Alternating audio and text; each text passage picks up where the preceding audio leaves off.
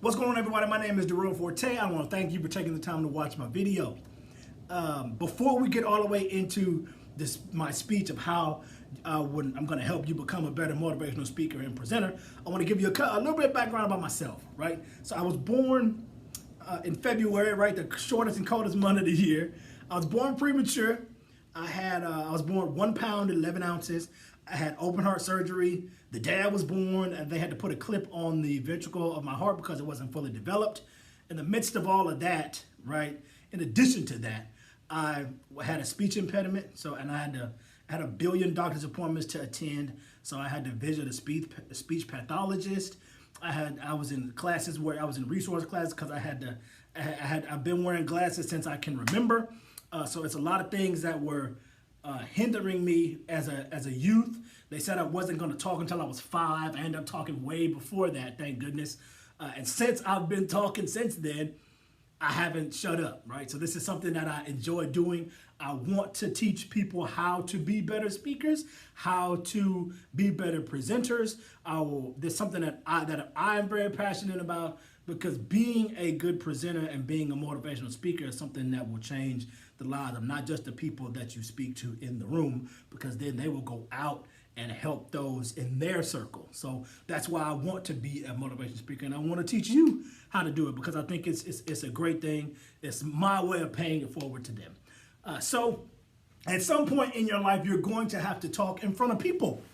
Whatever your career is, whatever your job choice is, you're going to have to get up in front of at least 6 people and muddle your way through a presentation or motivate somebody to do right. So if you're a boss somewhere, you got to get your employees straight. If you're a student somewhere and you get in a group, you got to be able to motivate your group to get the job done. At some point, you're going to have to do that. So when you have an opportunity to motivate someone to do right and to do better, and just to soak up the good knowledge and nuggets that you have, you will be able to do that with these things that I tell you today, right? So like I said, I'm a motivational speaker. I am an author. I'm a life coach. I've been doing this speaking thing for over 5 years now. Every motivational speaker is not on the stage.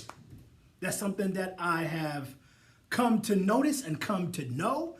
Every motivational speaker is not on the stage. So that's something that you want to grasp and get a hold of. Everyone is not going to be Tony Robbins on the stage talking to 30,000 people.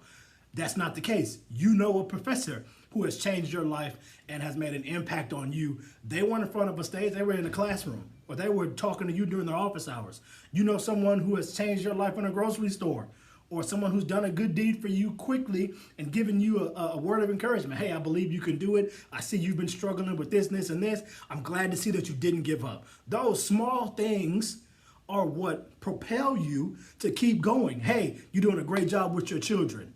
That's something that motivates you to continue to do that.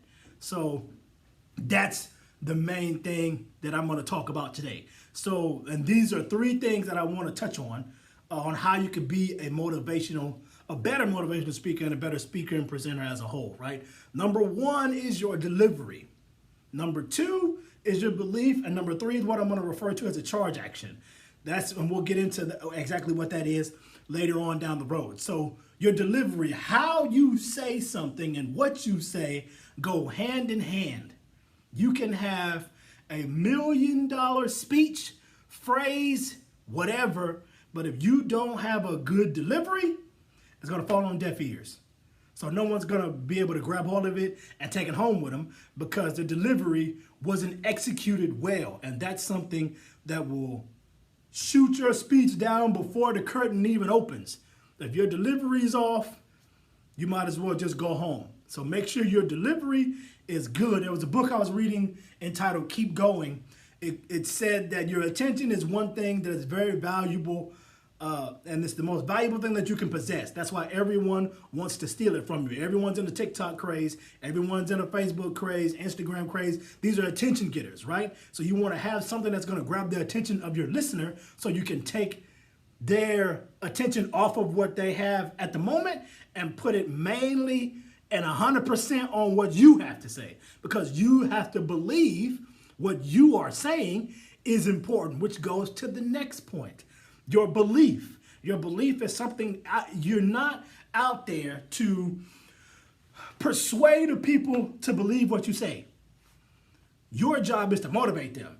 You need to believe what you're saying before you say it. I believe I'm a good speaker. Someone else believes they're a good cook.